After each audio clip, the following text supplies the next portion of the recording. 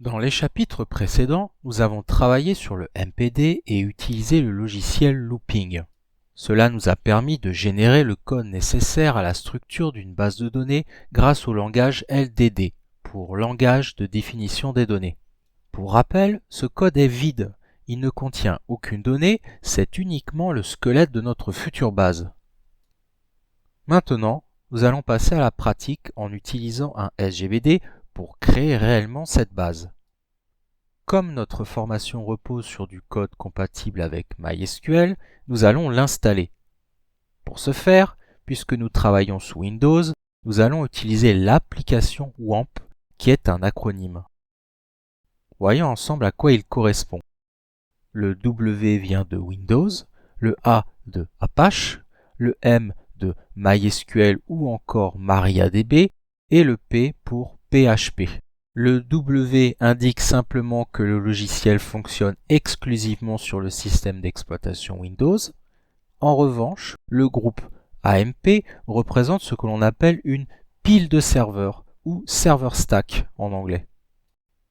Imaginez cela comme une boîte à outils contenant plusieurs logiciels open source qui travaillent ensemble pour faire fonctionner une application web. Voyons le rôle de chacun de ces composants. Apache est le serveur web, c'est lui qui réceptionne les requêtes HTTP de l'utilisateur, les traite et renvoie les informations demandées vers le navigateur. MySQL est notre système de gestion de bases de données relationnelles. C'est lui que l'on interroge pour stocker ou récupérer des informations. Pour l'administrer plus facilement, WAMP passe par l'interface PHP-MyAdmin que nous allons voir sous peu. Ensuite, PHP, qui est un langage de programmation dynamique qui s'exécute côté serveur. Il fait le lien entre l'utilisateur et la base de données. Il permet d'interroger la base et d'en afficher les résultats sur une page web.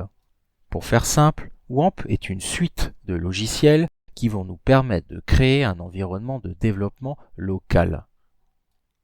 Grâce à lui, on peut héberger, gérer et tester nos bases de données avant de les mettre en ligne. Passons maintenant à la pratique, l'installation. Pour installer WAMP Server, rendez-vous simplement sur le site officiel www.wampserver.com. Enfin, cliquez sur l'onglet Télécharger pour accéder directement au lien. Avant de lancer l'installation, il y a un point essentiel sur lequel nous allons insister, les prérequis. Ils vous seront présentés directement dans l'application ou depuis le lien présenté sur votre écran. Vous pourrez aussi retrouver ces différents liens directement depuis la source de cette leçon.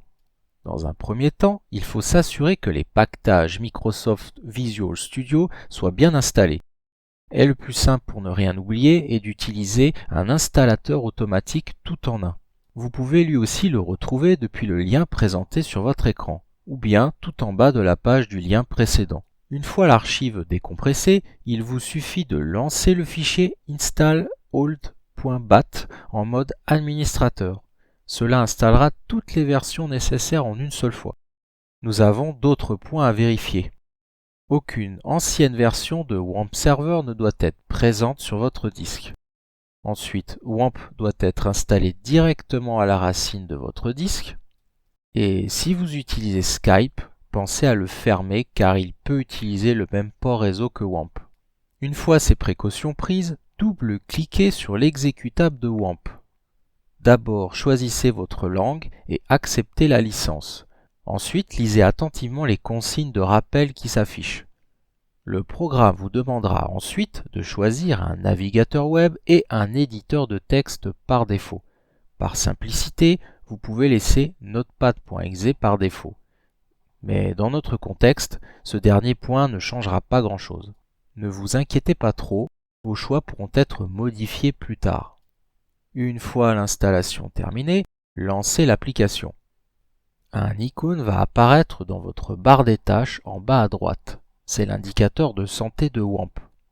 Si tout se passe bien, il passera du rouge au orange puis au vert. Le rouge veut dire que les services sont arrêtés, le orange que certains services ont du mal à démarrer et le vert que tout fonctionne parfaitement, en théorie. Dès que l'icône devient vert, nous pouvons administrer notre base de données. Et pour ce faire, nous allons utiliser phpMyAdmin. Faites un clic gauche sur l'icône vert en bas à droite, allez ensuite dans le menu phpMyAdmin, puis cliquez à nouveau sur le lien phpMyAdmin. Une page de connexion s'ouvrira dans votre navigateur.